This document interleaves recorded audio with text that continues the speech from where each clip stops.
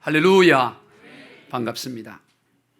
오늘 본문에서 예수님께서 전에 물로 포도주를 만드셨던 갈릴리 가나라는 마을에 들리셨을 때 한 사람이 예수님을 찾아왔습니다. 그는 그곳에서 약 34km 떨어진 가버나움이란 마을에서 온 사람이었습니다. 그가 예수님을 찾아온 것은 그의 사랑하는 아들이 병들어 거의 죽게 되었기 때문입니다.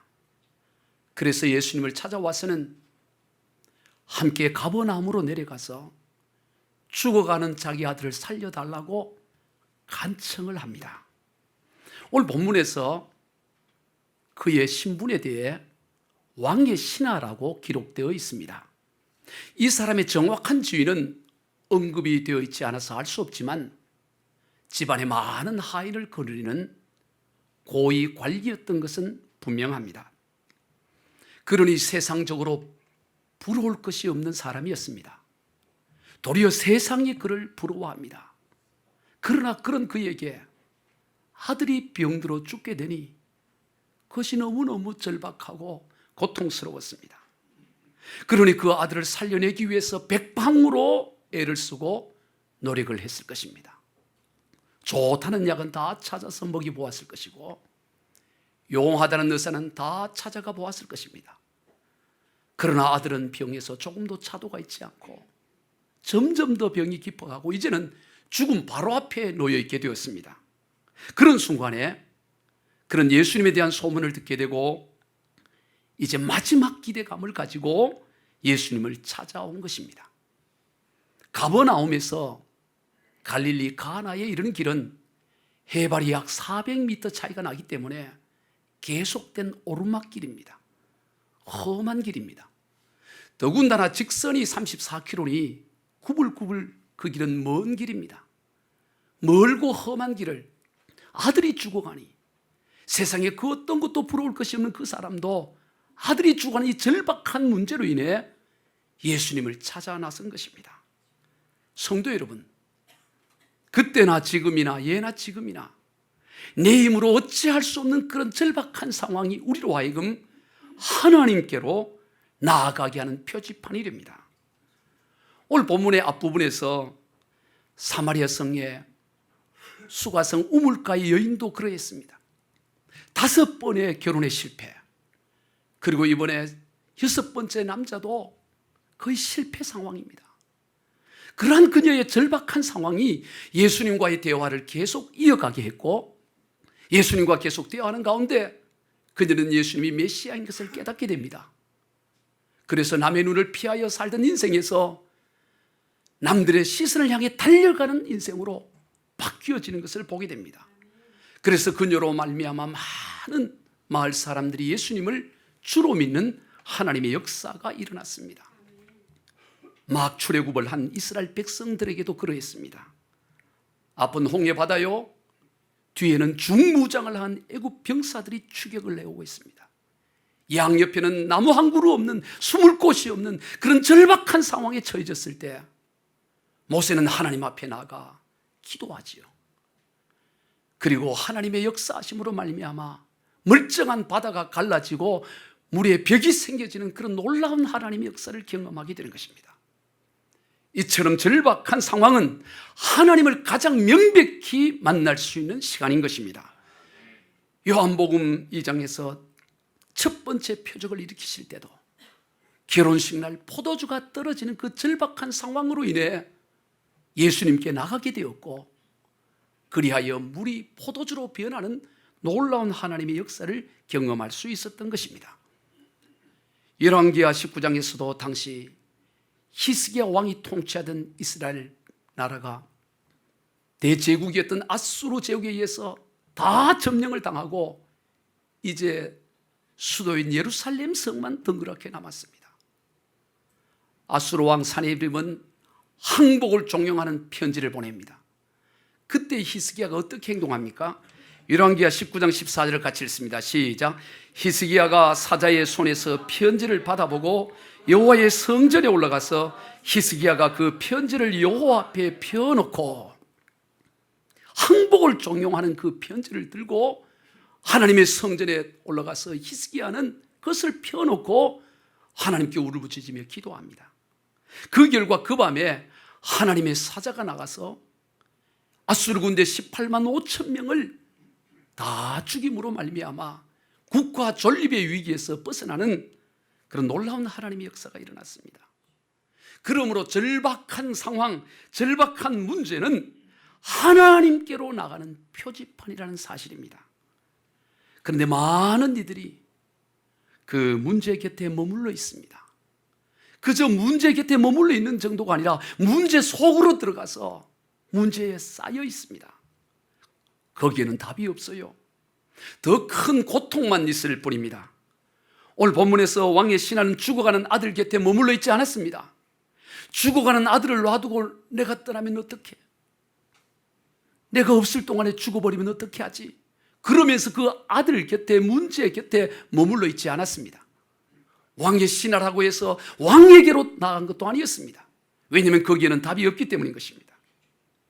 오직 답이 계신 하나님께로, 주님께로 오늘 본문에서 이 아이의 아버지는 나가는 것을 보게 됩니다.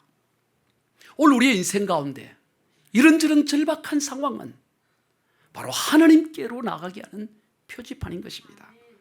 물론 그렇다고 해서 모든 절박한 상황에서 항상 놀라워할 만한 기적이 일어나는 것은 아닙니다. 때로는 눈에 띌 만한 아무런 역사가 일어나지 않기도 합니다. 그런 경우도 많습니다. 절박한 상황 가운데 하나님께 부르짖었는데 특별한 일은 일어나지 않고 염려하던 대로 그대로 일이 진행되는 경우도 많습니다. 그럼에도 문제될 것이 없습니다. 왜냐하면 더욱 중요한 것은 그러한 절박한 상황을 통해서 하나님께 나아가게 되었다는 것이 더욱 중요하기 때문입니다. 오늘 본문에서 아들의 죽음이라는 절박한 상황이 아무 부러울 것이 없는 그로 하여금 예수님께로 나아가게 했고 그 결과 예수님이 그리스도라는 사실을 믿게 되었다는 사실, 이것이 더욱 중요한 것입니다. 그래서 그뿐만 아니라 온 가족이 예수를 믿고 구원함을 받습니다. 어차피 병들어 죽어가는 아들이 다시 살아나도 얼마 지나면 다시 죽게 되는 거죠. 정말로 중요한 것은 병에서 나음을 입었느냐, 그렇지 못했느냐가 아닙니다. 그 일로 인해서 예수님이 그리스도라는 사실을 믿고 깨닫게 되었느냐, 그게 더욱 중요한 것입니다. 그러기 위해서는 먼저 예수님께로 나아가야 합니다. 그러한 인생에 대한 약속입니다. 예레미야 29장 13절 시작. 너희가 온 마음으로 나를 구하면 나를 찾을 것이요 나를 만나리라.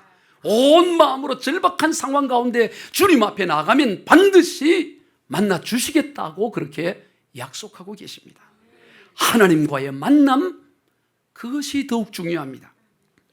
사마리아 수가성 우물가에서 그 여인에게 있어서 중요한 것은 예수님과의 만남 그 자체입니다. 그녀의 절박한 상황이 예수님과의 만남 이후에 어떻게 변화되느냐, 그것이 핵심이 아닙니다.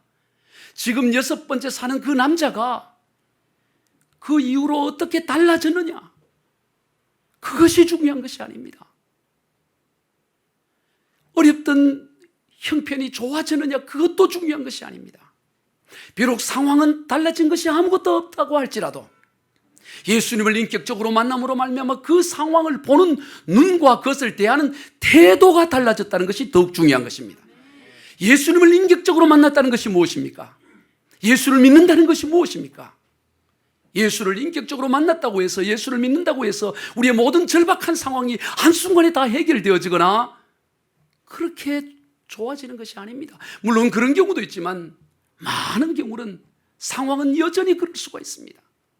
그러나 예수를 인격적으로 만나면 상황은 변화된 것이 없다 할지라도 그 상황을 보는 관점과 그 상황을 대하는 태도가 달라지는 것입니다. 예수님의 관점으로, 예수님의 시각으로 그 문제를 바라보고 그렇게 대하게 되는 것입니다. 그렇게 예수님을 인격적으로 만나면 누구를 만나고 그 인생이 변화되는 역사가 일어나는 것입니다. 이것이야말로 어떤 기적보다도 더 위대한 기적인 것입니다. 예수님을 만나면, 예수님과 인격적인 만남이 있으면 예수님의 관점과 예수님의 시각으로 문제를 대하고 그렇게 바라보는 이것이야말로 가장 위대한 기적이 되는 것입니다. 그러므로 먼저 절박한 상황 가운데 주님 앞에 나아가야 합니다. 오늘 본문에서 병들어 죽어가는 아이의 아버지가 그러했습니다. 왕의 신하라는 자신의 신분이나 체면을 생각하지 않았습니다. 멀고 험한 길도 문제가 되지 않았습니다. 그렇게 주님을 찾아갔습니다. 그런데 주님의 반응은 거의 냉담한 수준이었습니다. 오늘 본문 48절을 같이 읽습니다. 시작. 예수께서 이르시되 너희는 표적과 기사를 보지 못하면 도무지 믿지 아니하니라. 아니, 아들이 거의 죽게 되어서 절박한 심정으로 그 먼 길을 달려온 그 아비에게 예수님은 너희가 도무지 표적과 기사를 보지 못하면 믿지를 못하는구나, 그렇게 반응하고 있습니다. 아니, 그러기보다는 아이고 참 마음이 많이 아팠겠구나, 그래 이제는 안심해라, 네가 이제 고쳐주겠다, 그렇게 하셔야 할 것 같은데 주님은 그와 다르게 말씀을 하십니다. 너희는 표적과 기사를 보지 못하면 도무지 믿지 않는구나 라고 그렇게 말씀하십니다. 주님께서는 지금 강조하시는 것이 믿음임을 보여주고 있습니다. 표적과 기사를 보지 않더라도 믿는 믿음을 주님은 지금 그에게 요구하고 계신 것입니다. 그러나 아이의 아버지는 그러한 주님의 말씀이 귀에 들어오지 않았습니다. 지금 그에게 중요한 것은 아들이 다시 살아나는 일입니다. 그래서 다시 주님께 간청을 합니다. 주님, 제발 저와 함께 가버나움으로 내려가서 죽어는 내 아들 좀 살려주세요. 그렇게 다시 간청을 합니다. 그러자 주님께서 그에게 돌아가거라, 내 아들이 살아났다라고 그렇게 말씀하십니다. 성도 여러분, 만약에 여러분이 이러한 상황에 처해져 있다면 주님의 말씀에 대해 어떻게 반응을 하시겠습니까? 주님이 함께 내려가시는 것도 아니고 무슨 처방전을 주는 것도 아니고 어떤 아들이 낳았다는 기적이나 표적을 보여주는 것도 아니고 그저 말씀만, 이제 돌아가거라, 내 아들이 낳았다라고 말씀하시는 이 주님의 말씀에 여러분이라면 어떻게 반응을 하시겠습니까? 아멘 하고 그냥 내려갈 수 있겠습니까? 아들이 죽고 사는 문제입니다. 많은 이들이 절박한 상황 가운데 주님께로 나아가 자신의 형편을 아냅니다. 주님, 너무너무 힘들어요. 제게 이러이러한 문제가 있는데 주님 저를 여기에서 건져주세요. 그렇게 간구하죠. 귀한 행동입니다. 이것은 기복주의가 아닙니다. 자식이 부모에게 필요한 것을 요구하는 것은 지극히 당연한 것입니다. 기복이라는 것은 줄 수 없는 이에게 달라고 할 때, 나무나 돌이나 바위나 산이나 줄 수 없는 대상에게 달라고 하는 것이 기복주의고, 줄 수 있는 이에게 달라고 하더라도 자기 욕심과 탐욕으로 구할 때 그것이 기복주의지, 자식이 부모에게 당연히 필요한 것을 요구하는 것은 부모와 자식 관계로서 지극히 당연한 거예요. 하나님 아버지께 하나님의 자녀인 우리가 자신의 형편을 아뢰고 도움을 요청하는 것은 지극히 정상적인 행동인 것입니다. 그런데 문제는 그 다음 곧 주님의 말씀에 반응하는 것입니다. 많은 이들이 여기에서 실패를 합니다. 주님의 말씀이 자신이 기대한 것과는 다르게 나타날 때입니다. 이런 이야기가 있어요. 어떤 사람이 밤에 길을 가다가 그만 절벽에 떨어지고 말았어요. 막 절벽에서 떨어지고 있는데 손을 펴서 잡았는데 보니까 나뭇가지를 하나 잡게 되었어요. 나뭇가지를 잡고 하나님 앞에 기도하기를 시작합니다. 하나님, 저 아시죠? 저 좀 살려주세요. 저 이번만 살려주면 제가 열심히 하나님을 섬기고 신앙생활 열심히 할게요. 전도도 할게요. 하면서 자기가 할 수 있는 걸 다 아뢰면서 제발 살려달라고 그렇게 기도를 했대요. 그랬더니 하늘에서 소리가 들렸답니다. 하나님의 음성이 들렸습니다. 사랑하는 아들아, 두려워하지 마라. 나는 네가 찾는 하나님이니라. 안심하거라. 그러니 이제 네가 잡고 있는 손을 내려놓아라. 손을 떼어라. 그렇게 하셨다는 거예요. 그랬더니 이 사람이 뭐라고 반응을 했냐면, 거기 위에 하나님 말고 다른 분 없어요, 이렇게 했다는 거예요. 뭐 별로 재미있는 얘기는 하지만 그래서 이 사람이 나뭇가지를 붙고 밤새 붙잡고 있다가 날이 새서 보니까 자기 발바닥 밑에 바로 땅이었던 거예요. 그냥 놓기만 하면 되는데 그런 고생을 생고생이라고 하는, 하나님을 자기 수준에 맞추려고 하는 것입니다. 여러분, 믿음이 무엇입니까? 하나님의 말씀에 대한 전적인 순종이 믿음인 것입니다. 왜 믿음을 가지지 못합니까? 생각이 자기 수준에 매여 있기 때문인 것입니다. 하나님의 말씀에 전적인 순종, 그것이 바로 믿음이에요. 오늘 주님은 그것을 요구하고 계시는 것입니다. 그래서 오늘 본문에서 어떤 기적이나 표적도 보여줌이 없이 돌아가거라, 내 아들은 살았다라고 말씀하지요. 그런데 놀라운 것은 이 아이의 아버지가 그것을 믿고 순종하여 집으로 돌아갑니다. 여러분, 어떻게 그렇게 순종할 수가 있었을까요? 물론 첫째는 주님의 말씀이 믿어지는 하나님의 은혜 때문에 믿고 순종했겠지요. 그리고 그러는 데 있어서 왕의 신하라는 그의 신분이 큰 영향을 끼쳤을 것입니다. 그는 왕의 측근에서 왕의 신하로 있었기 때문에 왕의 명이라는 것이, 왕의 말이라는 것이 얼마나 권세 있는지를 잘 알았습니다. 왕의 말 그 자체가 실제였습니다. 그걸 누구보다도 잘 알았던 거예요. 그래서 만왕의 왕 대신 주님의 말씀이라면 그것으로 충분하다고 그는 믿었기 때문인 것입니다. 말의 권세인 것입니다. 마태복음 8장에서 예수님께서 가버나움의 마을에 들리셨을 때 한 백부장이 나와서 자기 집 하인이 중풍병으로 고통당하며 괴로워 누워있으니 제발 좀 고쳐달라고 그렇게 부탁을 하죠. 그러자 예수님께서 내가 가서 고쳐주겠다 그렇게 말씀을 합니다. 그러자 이 백부장이, 주님, 저는 주님을 저희 집에 모실 만한 그런 자격이 되지 않습니다.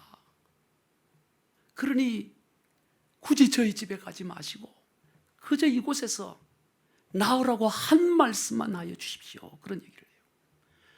그러면서 제 위에도 윗사람이 있고 제 아래도 부하가 있는데 다 명령만 하면, 말만 하면 다 거기에 순종하고 일을 하니 주님도 굳이 저희 집에 가지 마시고, 저는 주님을 맞이할 그런 자격이 못된 인물이니 그저 이곳에서 말씀만 하십시오. 올해를 보면 한 말씀만 하옵소서 그래요. 주님이 그 말을 듣고 놀라워하고 기뻐하면서 내가 이스라엘 중에서 이만한 믿음을 본 사람이 없다고 그를 칭찬하시면서 가라, 내 믿음대로 될지어다 그렇게 하셨습니다. 그 즉시로 그 하인이 나았다는 말씀이 마태복음 8장에 나옵니다. 여러분, 여러 말씀도 아니에요. 한 말씀이면 충분합니다. 따라해 봅시다. 한 말씀이면 충분하다. 말씀으로 천지 만물을 창조하시는 하나님의 말씀은 천년 만년이 지나도 전혀 그 능력이 약화되지 않습니다. 한마디의 말씀이면 충분합니다. 그러므로 우리는 언제나 말씀에 집중하고 그 말씀을 붙들어야 하는 것입니다. 시편 107편 19절 20절을 같이 읽습니다. 시작. 이에 그들이 그들의 고통 때문에 여호와께 부르짖으매 그가 그들의 고통에서 그들을 구원하시되 그가 그의 말씀을 보내어 그들을 고치시고 위험한 지경에서 건지시는 도다. 하나님께서 위험한 지경에서 어떻게 우리를 건져주시느냐? 말씀을 보내어서 위경에서 건져주신다, 그렇게 말씀하고 있습니다. 그것도 여러 말씀이 아니에요. 한 말씀입니다. 한 말씀이면 충분해요. 오늘 본문에서 아이의 아버지는 그 믿음이 생겨서 집으로 내려가는 것입니다. 내려가다 도중에 종들을 만난 거예요. 종들이 주인을 만나서 하는 말이, 그 죽어가는 도련님이 살아났다고 기뻐하면서 그렇게 말을 해요. 그때 이 아이의 아버지가 어떻게 아들이 살아났느냐 이렇게 묻지를 않아요. 언제 그런 일이 일어났냐 이런 물어요. 하우를 묻지 않고 웬을 물어요. 어떻게 그렇게 다시 살아났어? 이렇게 물을 것 같은데 언제 살아났냐고. 그랬더니 이 하인들이 7시에 열이 떨어지고 살아났다. 그랬더니 이 아이 아버지가 바로 예수님께서 돌아가거라 내 아들이 살아났다란 그때인 줄을 다시 확인하게 되는 거예요. 그래서 더욱 예수님을 믿고 자기만 믿을 뿐만 아니라 온 집안이 다 예수를 믿었습니다. 그런 일들이 일어납니다. 그리고 오늘 본문 54절에서 이렇게 마칩니다. 54절 같이 읽습니다. 시작. 이것은 예수께서 유대에서 갈릴리로 오신 후에 행하신 두 번째 표적이니라. 이렇게 마쳐요. 이 모든 이야기의 핵심은 표적 곧 예수님께서 그리스도임을 나타내 보여주는 데 있다라는 것입니다. 그도 다 죽어가던 아들이 아버지의 믿음으로 다시 살아났다. 그것이 핵심이 아니고, 아니 그렇게 살아나 봐야 얼마 세월이 지나면 들의 풀과 같고 풀의 꽃과 같은 인생은 금방 또 시들게 됩니다. 더욱 중요한 것은 이 모든 절박한 상황과 믿음과 순종을 통해 예수님께서 구원자이시다, 그리스도라는 이 결론에 이르게 되었다는 것입니다. 그리고 그 결론에 이른 삶의 증표로 예수님을 증거하는 삶입니다. 앞서 수가성에 사마리아 여인이 그러했고 오늘 본문에 아이 아버지가 그러했습니다. 그저 아들이 살아났다 거기에 기뻐하는 것이 끝이 아니에요. 그것을 통해 예수님이야말로 참된 그리스도라는 사실을 믿고 전하며 증거하는 삶이 되었다라는 것입니다. 갈릴리 작은 마을에서 시작된 예수 복음이 그렇게 해서 오늘 여기에 이르게 된 것입니다. 성도 여러분, 혹 절박한 상황과 문제 가운데 처해 있습니까?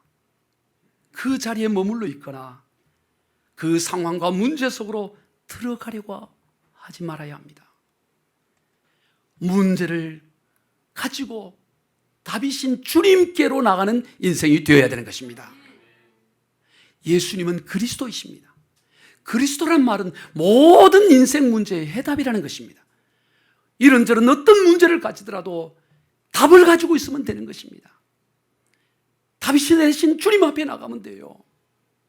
찬양 가사 가운데 인생길 험하고 마음 지쳐 살아갈 용기 없어질 때 너 홀로 앉아서 낙심치 말고 예수님 품으로 나오시오.